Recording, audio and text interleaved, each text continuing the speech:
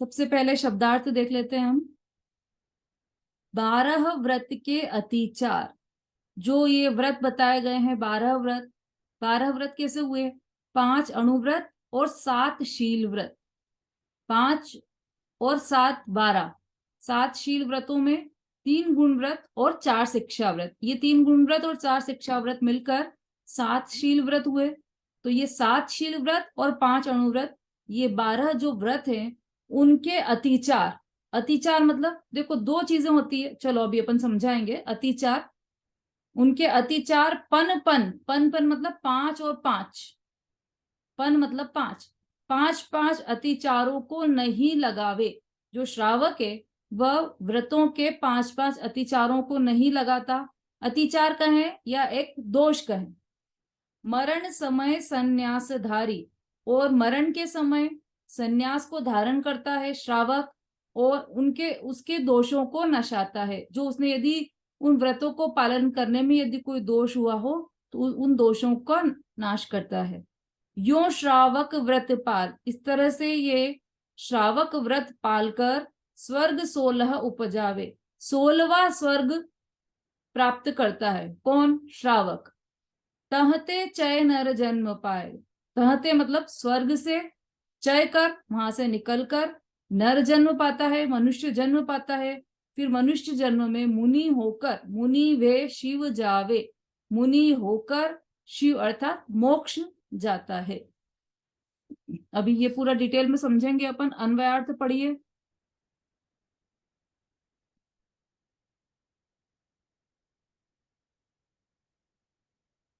संध्या जी।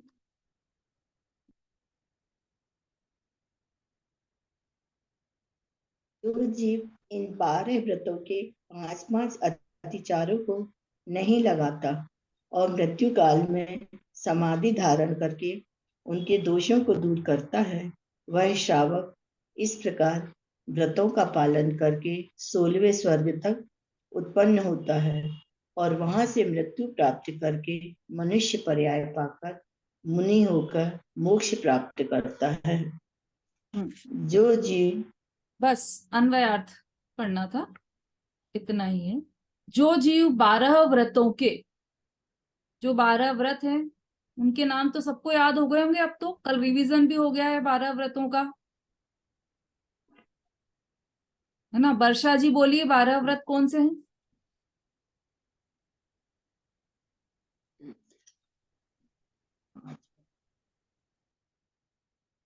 वर्षा दीदी जैन। मैंने class attend. चलिए कोई बात नहीं। मंजू जैन।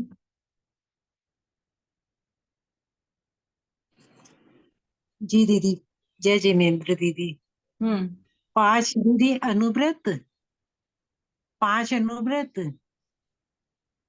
और 3 गुण व्रत और 4 शिक्षा व्रत। कितने हो गए? 12 हो गए दीदी। हाँ, किसको होते हैं ये श्रावक को होते हैं। ठीक, बहुत बढ़िया। ये जो 12 व्रत होते हैं, 7 शील व्रत, शॉर्ट में कहें तो 7 शील व्रत और 5 अणुव्रत, ये जो 12 व्रत हैं वह किसके होते हैं? तो यह बात पहले ही आ गई है कि जिसको सम्यक ज्ञान हो, जिसको पहले तो जिसको सम्यक दर्शन हो उसे सम्यक ज्ञान हो, और जिसे सम्यक ज्ञान हो उसे एक देश चारित्र के रूप में यह 12 व्रत प्रकट होते हैं, है ना। और जो सम्यक ज्ञान होगा वह सम्यक दर्शन के बिना नहीं होता। सम्यक चारित्र है वह सम्यक ज्ञान के बिना नहीं होगा, और सम्यक ज्ञान सम्यक दर्शन के बिना नहीं हो सकता। कैसे होगा वह सम्यक दर्शन? कि अपनी आत्मा के अखंड ज्ञान स्वभावी जो आत्मा है उसके आश्रय के बिना सम्यक दर्शन नहीं होता, है ना। निमित्त से भी सम्यक दर्शन नहीं होता। देव शास्त्र गुरु का निमित्त मिले तो उससे सम्यक दर्शन हो जाए, तो ऐसा भी नहीं है। तो निमित्त से सम्यक दर्शन नहीं होता। दया दान का परिणाम हो, व्रत का परिणाम हो, ऐसे मंद राग, मंद शुभ भाव हो, मंद कषाय के भाव हो, उनसे भी सम्यक दर्शन नहीं होता, या फिर क्षयोपशम ज्ञान से भी सम्यक दर्शन नहीं होता। वर्तमान में जो प्रगट ज्ञान है उसे क्षयोपशम ज्ञान कहते हैं। उस क्षयोपशम ज्ञान से भी सम्यक दर्शन नहीं होता। निमित्त से नहीं होता, मंद कषाय के परिणामों से नहीं होता, और क्षयोपशम ज्ञान से, कि जैसे किसी को बहुत ज्ञान हो, हमारे यहाँ एग्जाम होती है ना, एक एक ढाल के बाद एग्जाम होती है, एग्जाम में कोई फर्स्ट आ जाए तो उसका ये लक्षण है कि वह उसे सम्यक दर्शन हो गया है। ऐसा बिल्कुल भी नहीं। जिसे जो फर्स्ट आ जाए उसे सम्यक दर्शन हो गया ये जरूरी नहीं है, या फिर ये भी जरूरी नहीं है कि जिसे 0 अंडा आया हो, 0 मार्क्स मिले हो, जिसे उसे सम्यक दर्शन हो, ऐसा भी जरूरी नहीं, या उसे सम्यक दर्शन नहीं हो, ऐसा भी जरूरी नहीं। तो ये जो क्षयोपशम ज्ञान है बाहर का, उससे सम्यक ज्ञान का कोई भी संबंध नहीं है। क्षयोपशम ज्ञान सम्यक ज्ञान की गारंटी नहीं है। तो कौन कौन सी 3 चीजें हो गई कि निमित्त से, मतलब देवशास्त्र गुरु के निमित्त से सम्यक ज्ञान हो या सम्यक दर्शन हो, ऐसा आवश्यक नहीं है। मतलब ऐसा नहीं है कि देवशास्त्र गुरु के निमित्त से सम्यक दर्शन होगा, या ऐसा भी नहीं है कि मंद कषाय के परिणामों से सम्यक दर्शन होगा, या ऐसा भी नहीं है कि क्षयोपशम ज्ञान के द्वारा सम्यक दर्शन होगा। तो कैसे होगा सम्यक दर्शन? तो उसका तो एकमात्र एक ही साधन है सम्यक दर्शन का, जो कि तीसरी ढाल में बताया है। पर द्रव्यंते भिन्न आप में रुचि सम्यक्त्व भला है। पर द्रव्यों से भिन्न अपनी आत्मा की रुचि, अपने आत्मा की रुचि कैसे होगी? कि जब अपनी आत्मा का स्वरूप समझेंगे। कैसा है स्वरूप अपनी आत्मा का? कि सदैव एक रूप त्रिकाली ध्रुव भगवान आत्मा, चिदानंद स्वरूप, अनंत गुणों का खजाना, ऐसा मैं हूं, वही मेरा स्वरूप है। ऐसे आत्मा का जिसे श्रद्धान हो, रुचि हो, उसे ही सम्यक दर्शन होता है। और ये सम्यक दर्शन मोक्ष मार्ग की पहली सीढ़ी है। इस सम्यक दर्शन के बिना सम्यक ज्ञान नहीं होगा, और उस सम्यक ज्ञान के बिना व्रत नहीं होंगे, चारित्र नहीं होगा, है ना। देखो वास्तव में तो चारित्र क्या है? स्वरूप में रमणता, वही चारित्र है ना। श्रद्धा, 3 गुण मुख्य रूप से कहे गए हैं, श्रद्धा, ज्ञान और चारित्र। तो जो श्रद्धा है उसका तो सिर्फ इतना सा काम है, अहम करना। तो या तो वो अनादि से परद्रव्य में अहम कर रही थी, उसकी जगह स्व में अहम करना, ये सम्यक श्रद्धा हो गई। जो ज्ञान है वह अनादि से पर को स्वयं जान रहा था कि शरीर ही मैं हूं, ऐसा जान रहा था। उसकी बजाय ऐसा जानने वाला ज्ञान कि यह त्रिकाली ध्रुव भगवान आत्मा ही मैं हूं, ऐसा जानने, ऐसा जो माना है श्रद्धा ने, उसी का ज्ञान करना, सम्यक ज्ञान करना, वह सम्यक ज्ञान है। और चारित्र, चारित्र अर्थात आचरण, स्वरूप में स्थिरता। तो जब चतुर्थ गुण स्थान प्रकट होगा तभी से स्वरूप में स्थिरता प्रारंभ हो जाएगी, और वह स्थिरता बढ़ते बढ़ते आगे के गुण स्थानों में बढ़ती चली जाएगी, है ना। यदि सेकंड के असंख्यातवें भाग में भी यदि पूर्ण आनंद ध्रुव अंतर्मुख दृष्टि करें, अपन निर्विकल्प आनंद के अनुभव सहित, अंदर में पूर्ण शुद्धता की एकता प्रकट हो, उसे सम्यक दर्शन कहते हैं। मतलब सेकंड का असंख्यातवा भाग भी अपने स्वरूप में स्थिर हो जाए तो वह सम्यक दर्शन कहलाता है। आत्मानुभूति कहलाती है, स्वानुभूति कहलाती है। वही है मोक्ष मार्ग की प्रथम सीढ़ी। क्योंकि यदि 48 मिनट आत्मा में रम जाए, आत्मा में जम जाए, आत्मा में स्थिर हो जाए तो केवल ज्ञान प्रकट हो जाए, लेकिन कमजोरी वशात इतना स्थिर नहीं रह पाता, तो पांचवें गुण स्थान में जब 2 चौकड़े कषाय का अभाव हुआ है, तब वो स्वरूप स्थिरता भी बढ़ी है। चतुर्थ गुण स्थान की अपेक्षा पंचम गुण स्थान में स्वरूप स्थिरता बढ़ गई, उतनी शांति बढ़ गई आत्मा में। लेकिन जब वो आत्मा में स्थिर नहीं रह पाते तो बाहर में अणुव्रत आदि का पालन करते हैं। ये 12 व्रतों का पालन करते हैं श्रावक। तो वो जो 12 व्रत हैं, उन 12 व्रतों के 5-5 अतिचार होते हैं। प्रत्येक व्रत के 5-5 अतिचार, तो 12 व्रत के 5 अतिचार, तो टोटल कितने हुए? कौन है मैथ्स का जानकार?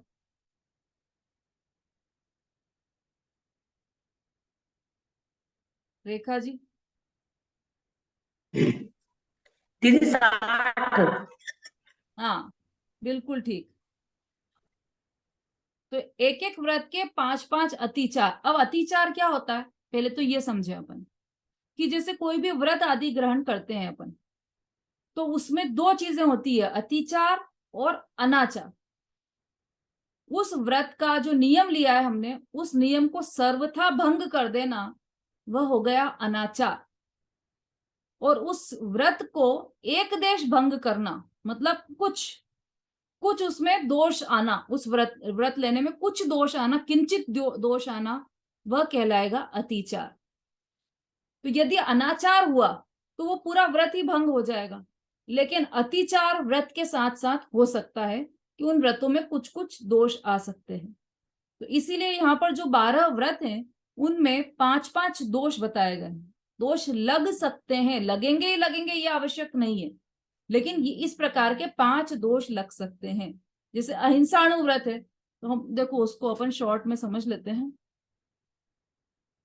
तत्वार्थ सूत्र में 7वें अधिकार में 7वें अध्याय में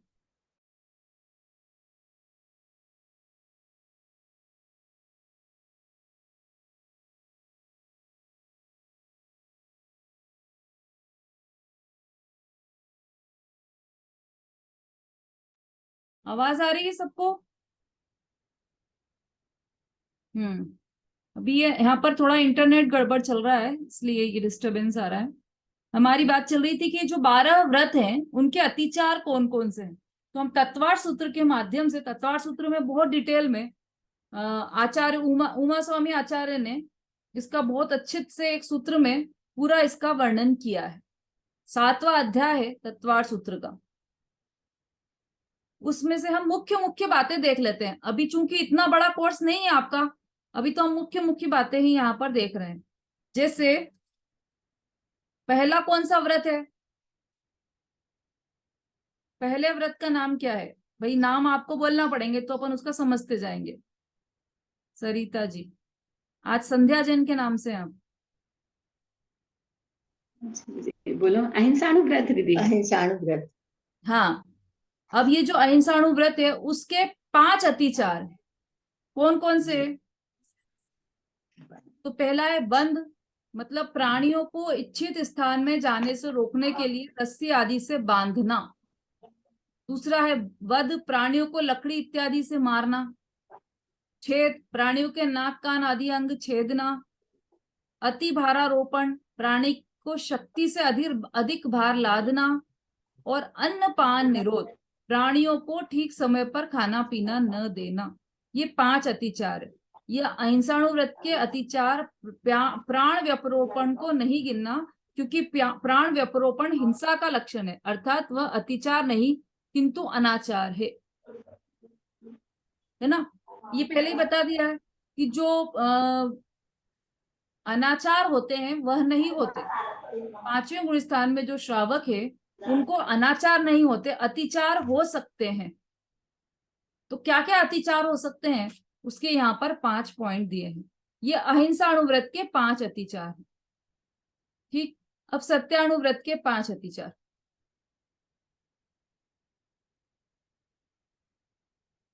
वीना जी बोलिए। दीदी मेरे को तो प्रश्न पूछना है। ये जो अभी अभी आपने अहिंसा व्रत के बताए थे, इसमें है ये लिखने हैं हमें, इसलिए पूछ रही। नहीं, ये लिखा बस नहीं मैंने अभी आप। हाँ कोई बात नहीं, ये आपके कोर्स में नहीं है, लेकिन बस ये समझने के लिए आप बस इतना एक बार समझ लीजिए इसको।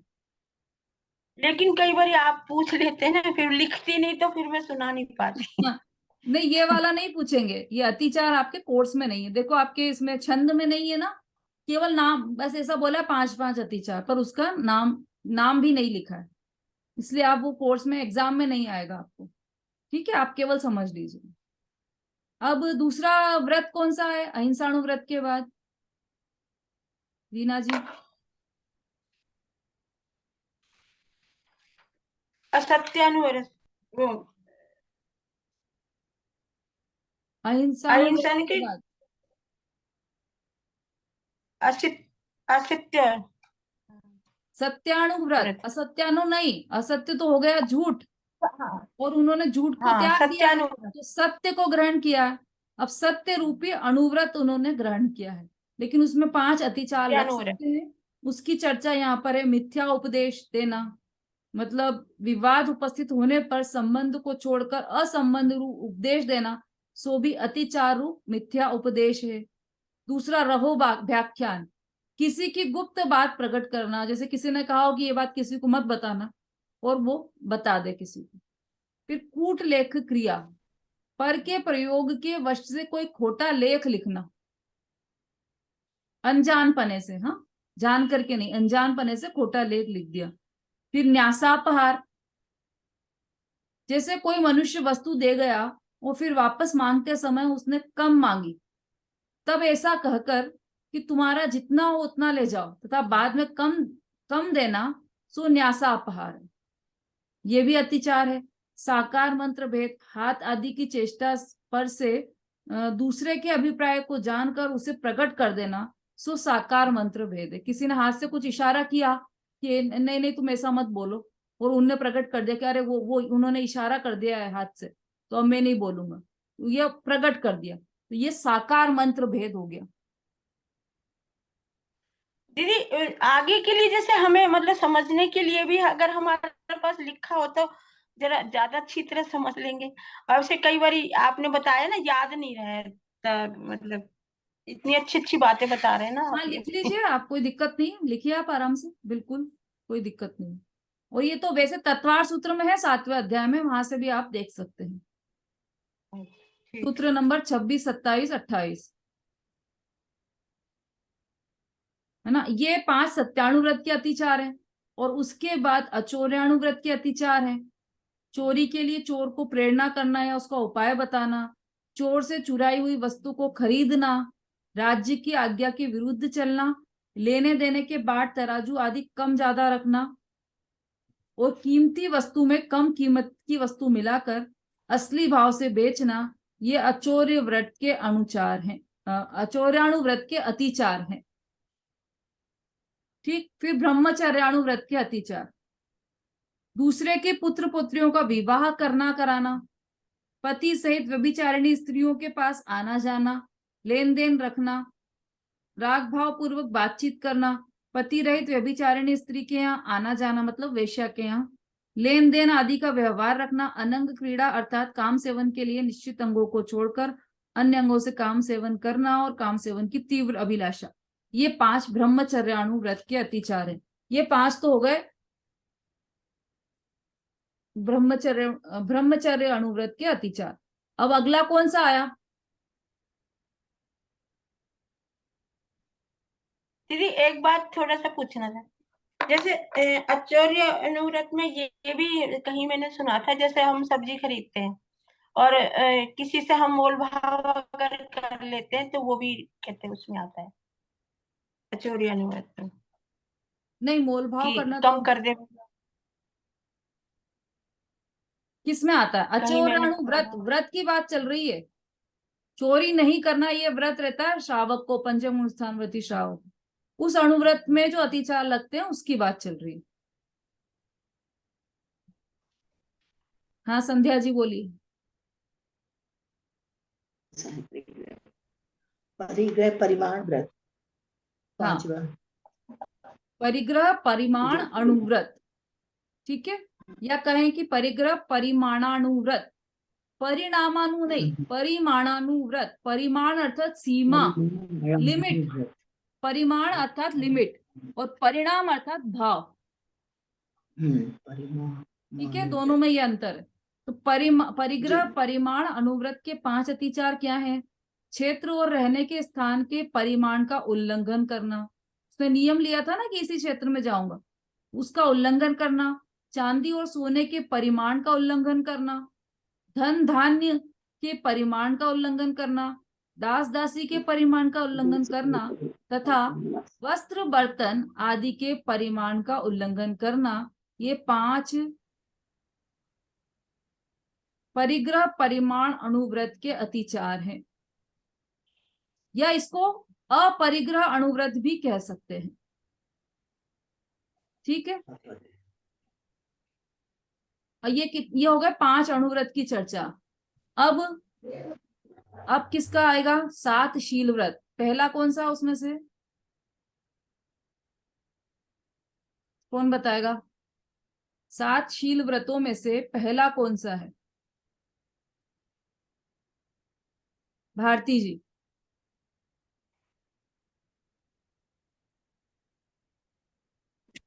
दीदी जय जरीन। हम्म, दिग्व्रत।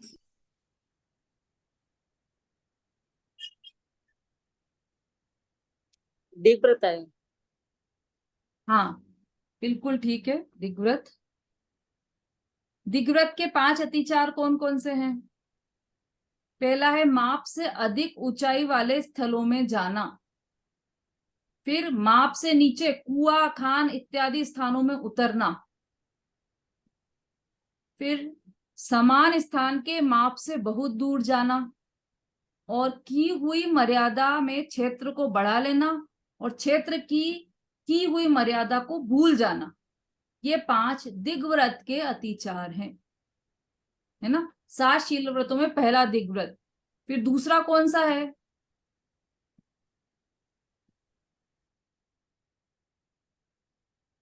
बबीता जी।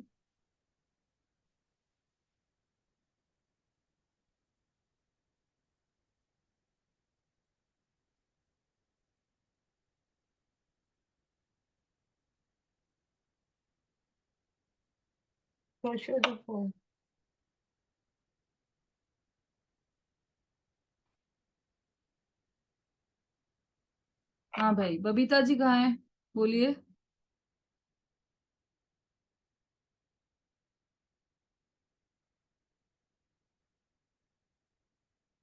ये कौन है? चेतना जैन लिखा है जिसने।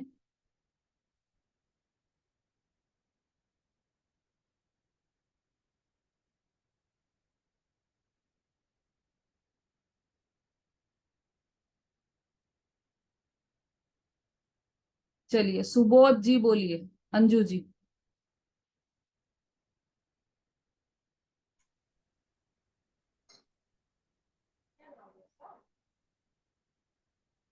अंजू नहीं तो मंजू जी। हाँ जय जिनेन दीदी। हाँ बोलिए। जय जिनेन। क्या हाँ, पूछ, मेरा सुन नहीं पा रहा आपका, है ना, अभी बच्चे कुछ अलग कर रहे हैं। दूसरे आप कुछ नंबर पूछ का रहे शील थे? व्रत कौन सा है? मुझे पढ़ा नहीं, मैंने अभी देखा नहीं है कुछ भी। अभी कुछ देखा नहीं कोई बात नहीं, देख है, ध्यान लीजिए में अभी। नहीं हाँ, ध्यान में ले लीजिए अब। चलिए, कौन? बबीता जी बोलिए।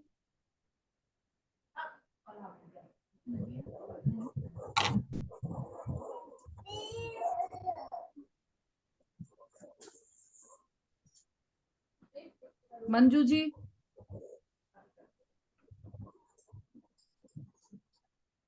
आता ही नहीं। हम्म तो फिर सुनिए ध्यान से, तभी याद होगा, ऐसे तो याद भी नहीं हो पाएगा। वंदना जी।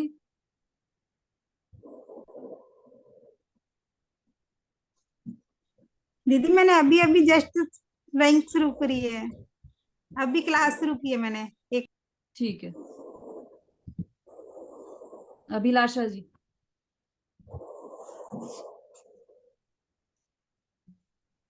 जय जिनेन दीदी।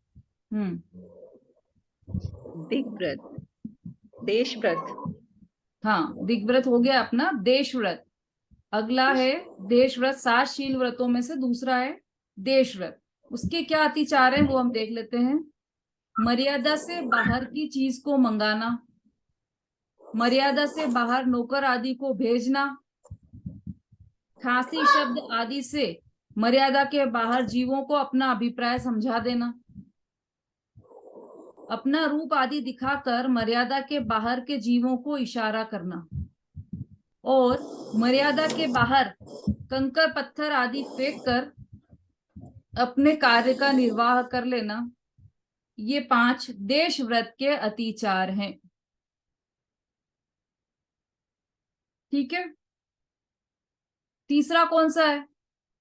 नेक्स्ट कौन सा है? भाई हैंड्स तो बहुत सारे रेज हो रहे हैं, लेकिन नए लोगों को भी लेना चाह रही हूं मैं। असमता भाभी बोली।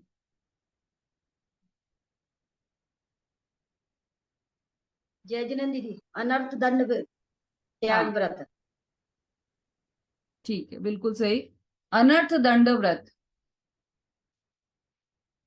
है ना। इसके क्या अतिचार है? राग से हास्य सहित अशिष्ट वचन बोलना, शरीर की कुचेष्टा करके अशिष्ट वचन बोलना,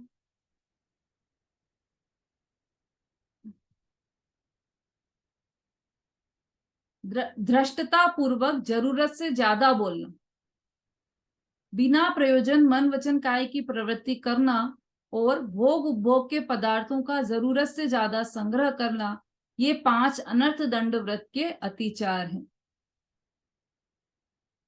इस तरह से 3 गुण व्रत के अतिचार हुए ये। अब शिक्षा व्रत के अतिचारों का वर्णन करते हैं। पहला शिक्षा व्रत कौन सा है?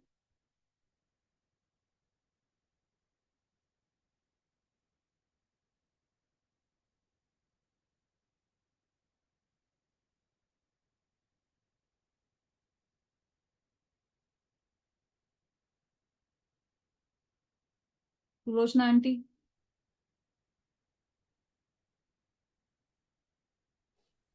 जय जिनेन्द्र दीदी, सामायिक शिक्षा व्रत।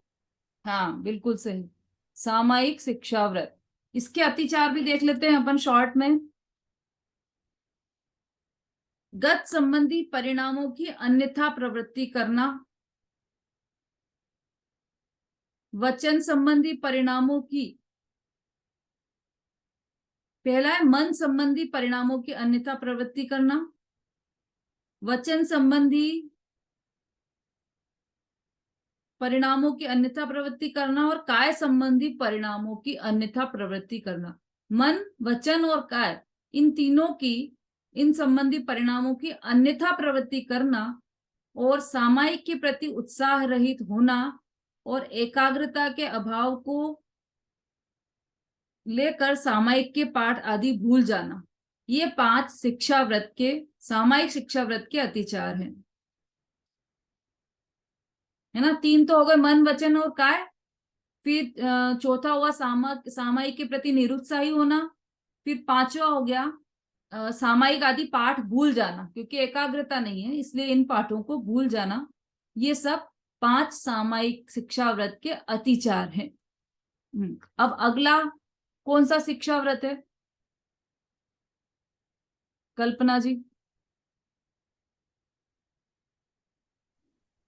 दीदी जय जिनेन्द्र, प्रोषदोपवास शिक्षा व्रत। बिल्कुल सही, प्रोषदोपवास शिक्षा व्रत के अतिचार। पहला है बिना देखी बिना शोधी जमीन में मल मूत्र आदि क्षेपण करना। चींटियां चल रही हो और वहां पर मल मूत्र आदि का क्षेपण कर दिया हो। बिना देखे बिना शोधे पूजन के उपकरण ग्रहण करना, किताब जिनवाणी जिसमें से पूजा करना है वो खसका के अपनी तरफ कर लिया, या जिस थाली में पूजा कर रहे हैं वो खसका कर अपनी तरफ ले ली, और जो द्रव्य चढ़ा रहे हैं वो बिना शोधे चढ़ा दिए ना। फिर बिना देखे बिना शोधे जमीन पर चटाई वस्त्र आदि बिछाना ना। जब भी हम जमीन पर कोई चटाई बिछाएं या चादर बिछाएं तो सबसे पहले उस जमीन की शोध कर लेना चाहिए कि यहाँ पे कोई चींटी आदि तो नहीं है, और इतनी बारीक बारीक जीव तो नहीं है जो दिखाई नहीं दे, उसे अच्छी तरह से देख लेना चाहिए। उसके बाद चटाई आदि बिछाना चाहिए। भूख आदि से व्याकुल हो आवश्यक धर्म कार्य उत्साह रहित होकर कर। भूख लग रही है और मंदिर में है तो फिर अब जल्दी जल्दी काम कर लो, उत्साह चला जाए मंदिर के काम का। और आवश्यक धर्म कार्यों को भूल जाना, जरूरी काम था ये और उसको भूल गए। ये 5 प्रोषदोपवास शिक्षा व्रत के अतिचार हैं। इसके बाद नेक्स्ट कौन सा है?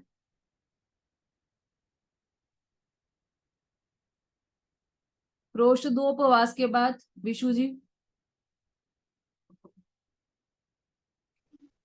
जय जिनेन्द्र दीदी, भोगोपभोग परिणाम व्रत। भोगोपभोग परिमाण व्रत, इसको उपभोग परिभोग परिमाण व्रत भी कहा जाता है। इसके भी 5 अतिचार हैं। पहला है सचित्त जीव वाले कच्चे फल आदि पदार्थ।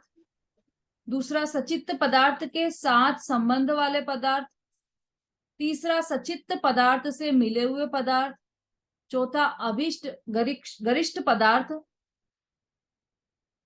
अभिशव गरिष्ठ पदार्थ।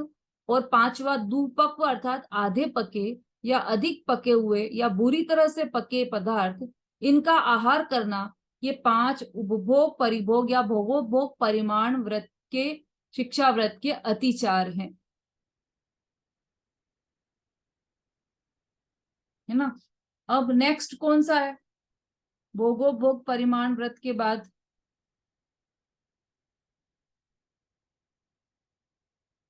अर्चना जी।